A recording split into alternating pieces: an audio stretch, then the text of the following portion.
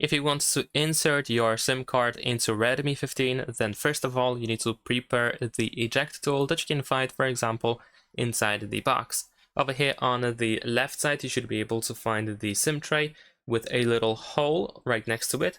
And we need to insert this eject tool into that hole like this, and then use a little bit of force in order to make the SIM tray pop out. Now we're gonna use your fingers in order to remove the SIM tray completely from the phone. There we go. Now we need to find the upper side, the front side, which is indicated over here by this text, and we can insert our SIM card by matching the shape of the slot. So quite easy. And since this is the front, this is how we can insert our SIM tray back into the phone, and we need to push it with our finger.